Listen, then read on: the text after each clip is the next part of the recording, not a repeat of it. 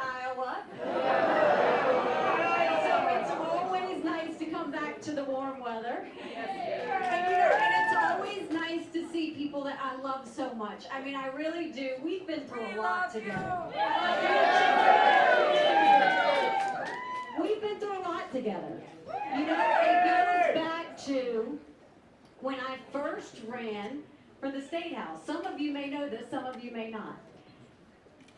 I was telling my mom about how hard it was to make $1 and how easy it was for government to take it.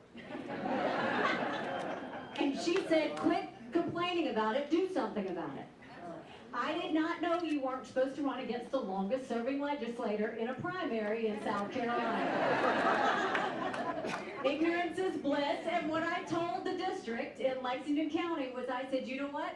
I think we got way too many lawyers at the State House, and they need a really good accountant. And the district took a chance, and I got to work. And as I got to work, the first fight that we took on together started to happen. I noticed that in South Carolina, everything that was debated on the floor of the House or the Senate mostly was voted on by voice vote. All in favor, say aye. All opposed, nay. The ayes have it. Remember that?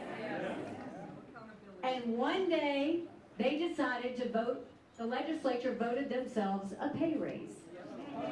All in favor, say aye. All opposed, silence. The ayes have it. Yet to this day, you can't find anyone that says they voted themselves a pay raise. And I got so mad, I went to the Speaker of the House and I said, this is why the people don't trust us. And I filed a bill that said anything important enough to be debated on the floor of the House or the Senate was important enough for the people of South Carolina to know how their legislator voted. And the Speaker said, put the bill away. We don't need to have it. We will decide what the public needs to see and what they don't. And I remember going to my husband that night saying, if I can't even get legislative votes on the record, what am I doing here? And he said, then fight. So I went around the state of South Carolina, including Horry County, and said, did you know of all the bills passed in the House, only 8% were on the record? Did you know of all the bills passed in the Senate, only 1% was on the record? So if you didn't know how your House member voted 92% of the time, if you didn't know how your senator voted 99% of the time, then how did you know who to vote for when you got to the polls? And the people of South Carolina were shocked. Now to put this into perspective, my first year in office, I was chairman of the freshman class. My second year, I was majority whip. My third year, I was put on a powerful business committee. My fourth year, I was subcommittee chair of banking. Yes. Well, you would think, right?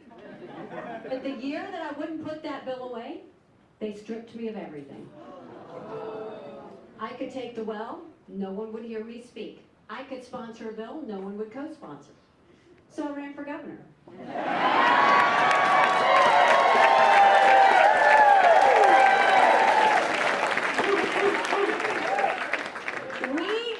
We did that together, and I was proud to say that one of the first bills I signed into law is now in South Carolina. Anything debated on the floor of the House or the Senate requires a legislative vote on the record, and we took it a step further. We did it on every section of the budget as well. When I signed that bill, because I love music, I signed the bill in the State House and I blared Pat Benatar's "Hit Me With Your Best Shot."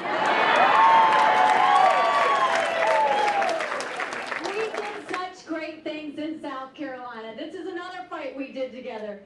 In 2011, I proposed voter ID and was vilified for it. Do you remember? I was totally vilified for it. They said that I was disenfranchising voters. And my comment was to the media, if you have to show picture ID to buy Sudafed, you've got to show picture ID to get on a plane. Why would you not show picture ID to protect the integrity of the vote?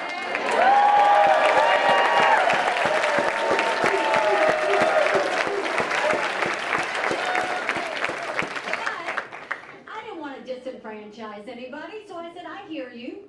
So if there's anybody that can't get to the DMV, we will go pick them up. We will take them to the DMV, we will give them a free ID, and we will return them home safely.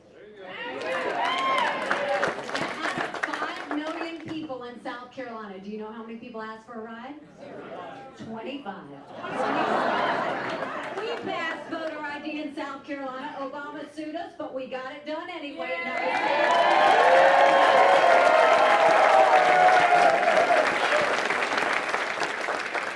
When I was governor, I came into South Carolina when she had a double-digit unemployment rate. We were down on ourselves.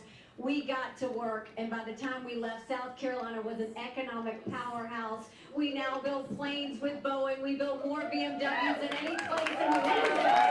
We brought in Mercedes-Benz. We brought in Volvo. We've got 5 international tire companies, and yes, what did they call us? The beast of the Southeast.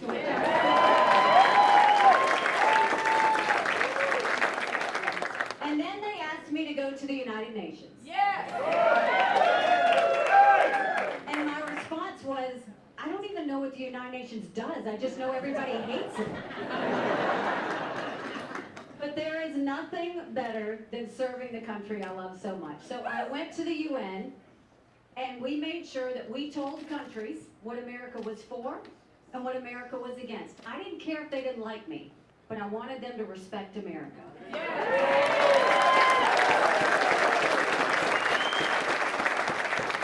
We got ourselves out of the Iran deal, a terrorist group that says death to America every day. We made sure we passed the largest sanctions against a country in a generation with North Korea. And yes, we moved the embassy from Tel Aviv to Jerusalem and acknowledged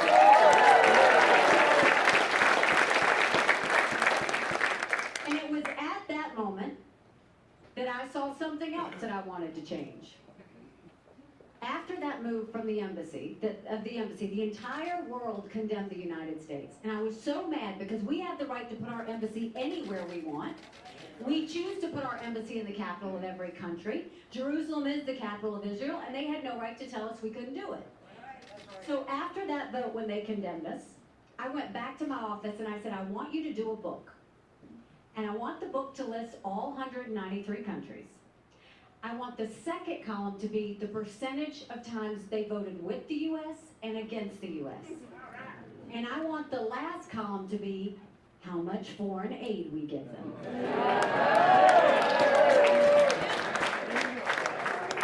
I took that book to President Trump and he lost his mind. He was yelling at countries. And I said, look, this isn't saying that we should give foreign aid based on a percentage vote at the UN. But it should be one of the things we look at. Stop giving money to countries that hate America.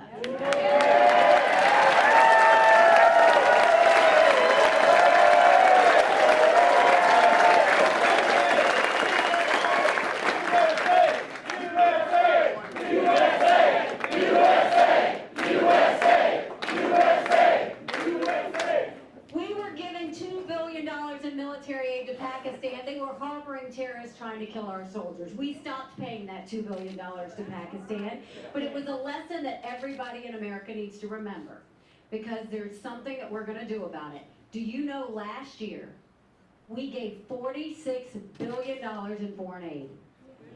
Do you want to know who we gave it to? We're giving it to Pakistan again. We're giving money to Iraq that's holding hands with Iran that says death to America. We're giving money to Belarus that's holding hands with Russia. We're giving money to communist Cuba, which we said was a state sponsor of terrorism, yet we think we should give them money. And yes, we are giving money to China. There is no amount of money that you can use to buy friends. You can't pay off enemies. We have got to be smart in America. There is no more time that we need to be sending money to any enemies. It's weakness. It shows the United States to be oblivious, and we've got to make sure that we take care of the backs of our allies, but we never give money to enemies. So we've got to...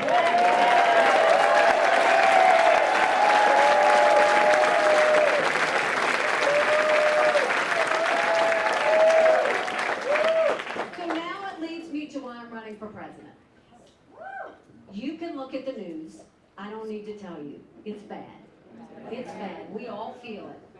You look at the fact that we're $31 trillion in debt. We are borrowing money to make our interest payments. But I always, as your governor, told you the truth. And I'm going to tell you the truth now, too. That's not just Biden's fault. Republicans did that to us, too. It was the Republicans that passed the $2.2 trillion COVID stimulus that started all of this. It was Republicans that allowed it to pass the House 419 to 6. It was the Senate that allowed it to pass 96 to 0. And as they went and started giving money to pay people to sit on the couch, what else did they do? They expanded welfare. Do you know 90 million Americans are now on Medicaid? 42 million Americans are now on food stamps? And so what's the Republican response to it? You're not going to believe it. After 10 years, they opened back up earmarks again. They started using our taxpayer dollars for port projects. $7.5 million for racing in Arizona. $12 million for a baseball stadium in New York. $15 million for New Jersey to get the World Cup. $6.5 million for golf courses in Colorado. $20 billion with the B on welfare payments for illegal immigrants. That's where we're going. So you look at all of that spending, and you see how we got into this situation. That's where the inflation came from. That's where we had the supply issues come from. And now they want to bail out a bank?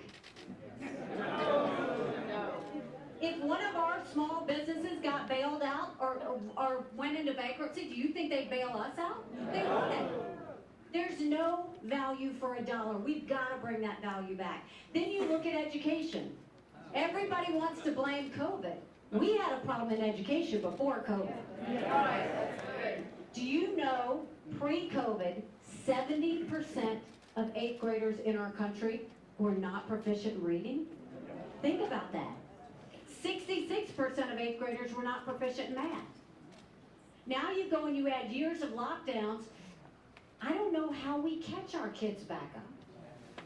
But that's not okay. And instead, 90% of America's kids are dealing with critical race theory. Where if a little girl goes into kindergarten, if she's white, you're telling her she's bad, and if she's brown or black, you're telling her she's never going to be good enough and she's always going to be a victim. That's abusive. And then everybody was up in arms about the Don't Say Gay bill in Florida, which basically said you can't talk to kids under 3rd grade about gender. I'm sorry, I don't think that went far enough. When I was in school, you didn't have sex ed until 7th grade. And even then, your parent had to sign a permission slip. And my dad wouldn't sign it, so I was the uncool kid in the class. It is not the place of schools to talk to our kids about gender or any of it.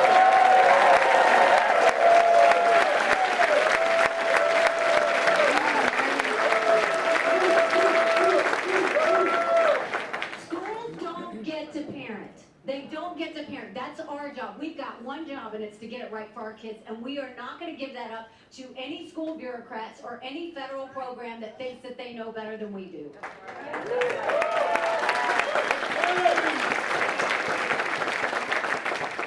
Then you go and you look at crime on the streets of America. It's bad, but you know what? That's what happens when you don't have the backs of law enforcement. That's what happens when you have district attorneys that refuse to prosecute anyone that does something illegal. That's what happens when you let lawlessness roam. Look at the border. Look at the lawlessness on the border. We are a country of laws. The second you stop being a country of laws, you give up everything this country was founded on. My parents came here legally. They put in the time, they put in the price. Michael and I take care of them. There is not a day that we sit down and have dinner with my parents in their 80s where my mom says, are those people still crossing the border? That's right. They are offended by what's happening on the border. My mom would always say, if they don't follow laws to get to this country, they won't follow the laws when they come.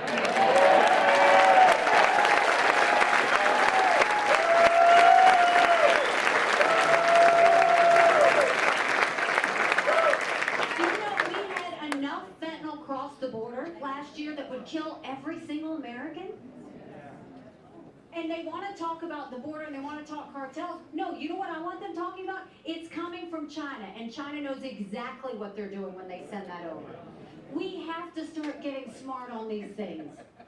And then the next 10 to 20 years are going to be filled with foreign policy. And you know why? Did you ever think Americans would look to the sky and see a Chinese spy balloon?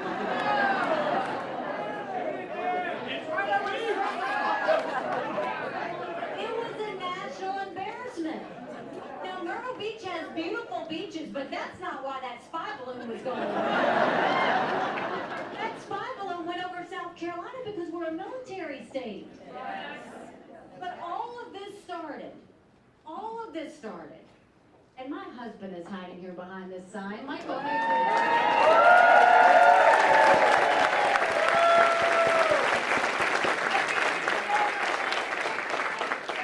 he was a combat veteran, or is a combat veteran.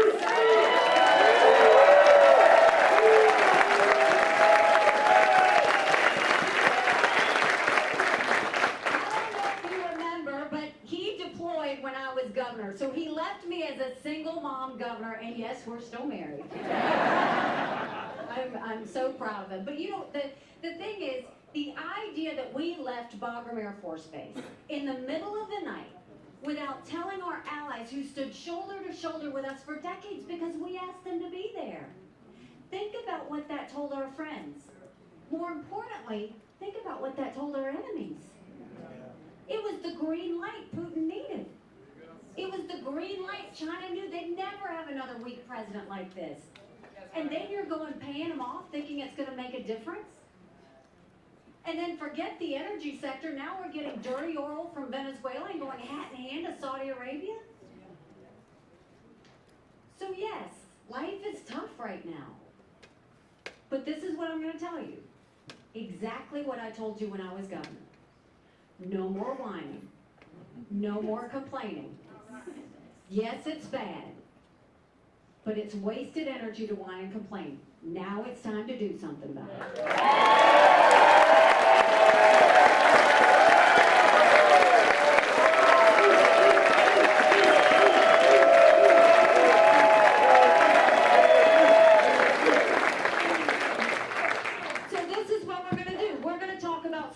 We're going to talk about how to fix it. When it comes to the economy, Biden wants to raise taxes. No, that's not what you do. That's the lazy way out.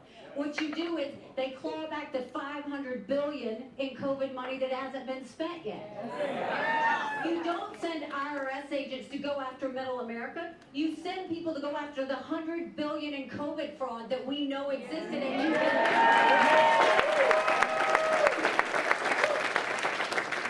you do what we did in South Carolina and you balance the budget. Y'all do it at home. There's no reason. I will veto any spending bill that doesn't take us back to pre-COVID numbers. That's a guarantee. We will stop the spending like we did in South Carolina. We will stop the earmarks like we did in South Carolina. And we will make sure that they understand 15% of our budget is interest. Cut out the credit cards. Quit borrowing. Our kids are never going to forgive us for this. So stop the borrowing. And then, yes, I'm going to be honest with you. We are going to deal with entitlement reform. But the way we're going to deal with it is we're not taking it from seniors. We're not taking it to anyone who's been promised anything. My parents are in their 80s. I don't want anybody touching theirs. My kids are in their 20s. Those are the ones we tell the rules have changed. Anyone new coming in the system, that's how you do entitlement reform. You let them know it's not going to be there for you anyway. Because Social Security goes bankrupt in 10 years. Medicare goes bankrupt in 5. We have to do something. So we start with those in our 20s. Then we go and we say we're going to change the cost of living to be related to inflation, because then it's more fair. You also go and say we're going to limit the benefits for the wealthy. And then you finally say, look, let's expand Medicare Advantage. Let's create the competition. They're great programs. It will cause healthcare costs to go down. That's how you deal with the budget. That's what we'll do. When it comes to education, we do across the country what we did in South Carolina, which is pass a bill that said if you can't read by 3rd grade, we're going to hold you back, we're going to do reading remediation, and we're going to get you back on track.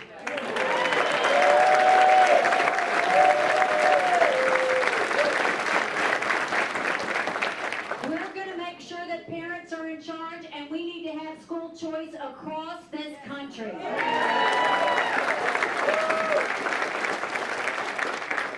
We're going to cut out the woke programs that don't need to be applied, and we're going to make sure we put trades back in high school.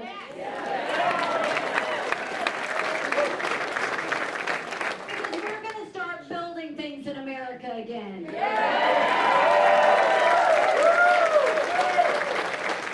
And for all of the universities across America, we're going to give them an ultimatum. You either take Chinese money or you take American money, but you don't get both.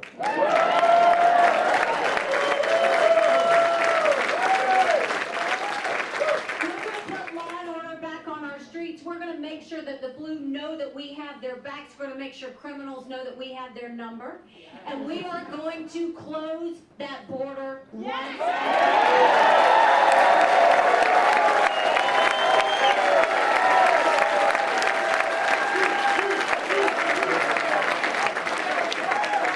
And when we close that border, that means we are going to go back to the Remain in Mexico policy. We're going to stop catch and release. But we're going to do what we did in South Carolina and nationwide put a mandatory E-Verify program in place that says no business can hire anyone that's in this country illegally. When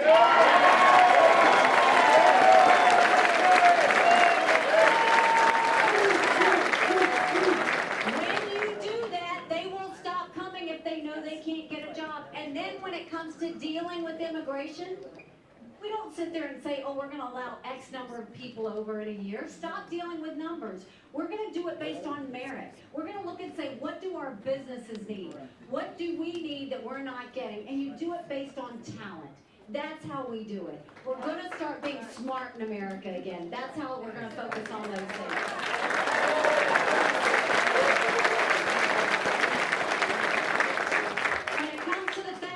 The Mexican president said that they weren't going to allow us to do anything to their cartels. This is what we tell the Mexican president. Either you do something or we'll do something about it.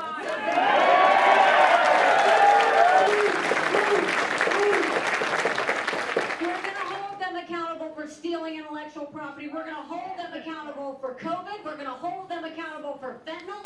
And we're going to let them know what we expect of them instead of being reactionary back to us. And we will stop giving money to countries that hate America.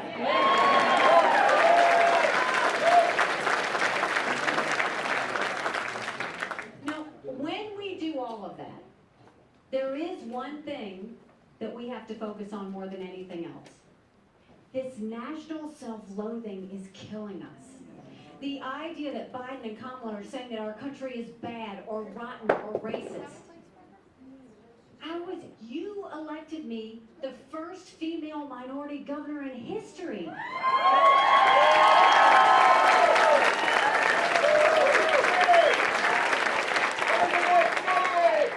did that. America's not racist. America's blessed. And all of our children need to know how blessed we are. They all need to be saying the Pledge of Allegiance every morning.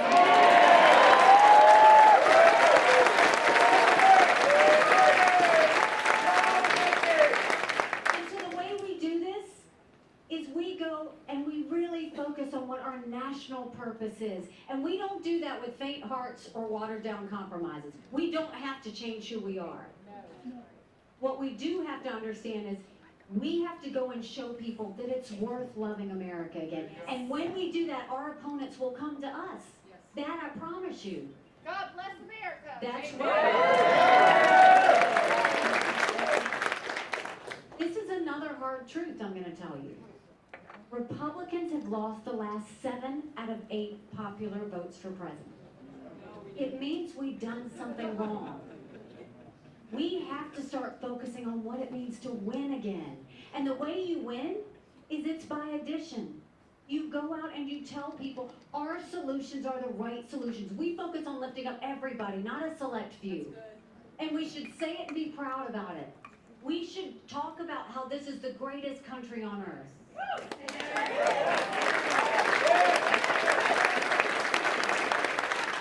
And the way you do that is you get a new generation. That's a new generation of leadership that's willing to leave the drama and the baggage behind. That's willing to leave the status quo behind. That's willing to tell you the truth. And that's willing to say, yes, we are once and for all going to have term limits in Congress. And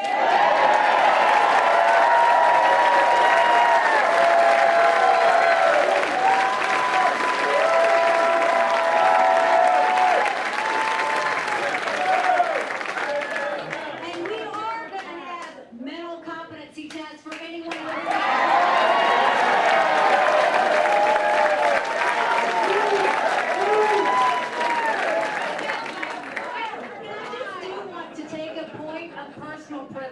Let me take a point of personal privilege, because I am in my prime.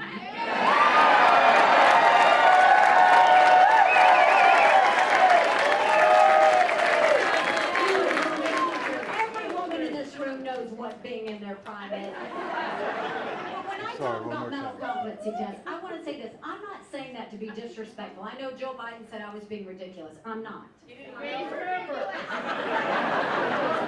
Have you seen D.C. lately? Honestly, have you seen it? The reason why I'm saying we have to have mental competency tests is, I don't care if you do it for 50 and over. But what I'm saying is these are people deciding our national security. These are people deciding our fiscal stability like we saw today. These are people deciding the future of our kids' education. They need to be at the top of their game. That's what I'm saying. And you can't tell me that Joe Biden is at the top of his game.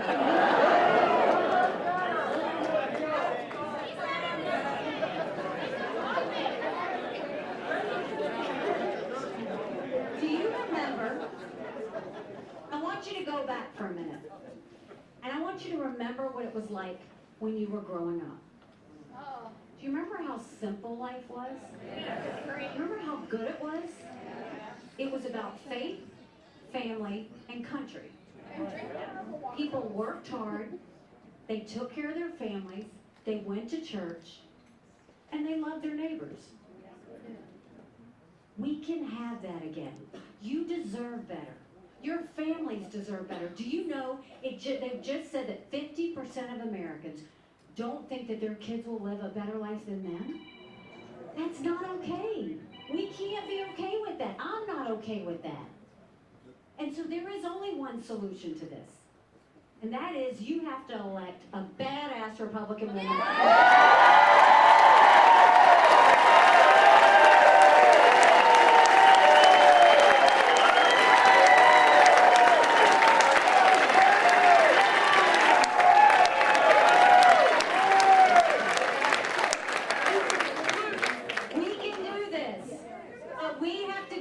Again together. So, taking you back, this is the story coming full circle. When I first ran against that longest serving legislator in a primary, people laughed at me. And then I got to work and earned their trust, and they elected me. When I ran for governor, I don't know if you remember, it wasn't easy. I ran against a lieutenant governor, an attorney general, a very popular congressman, and a state senator. And I was Nikki Who. No one knew who I was, but y'all took a chance on me. And together we won.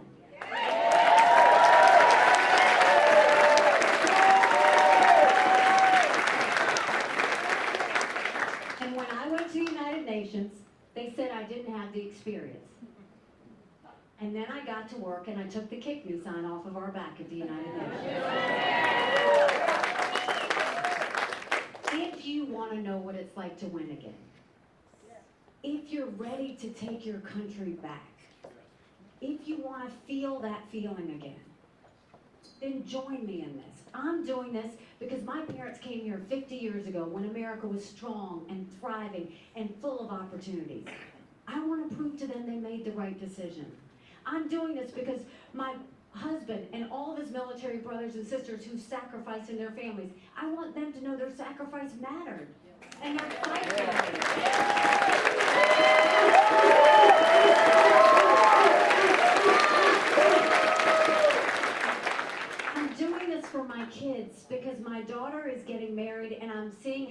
hard it is for her to buy a home.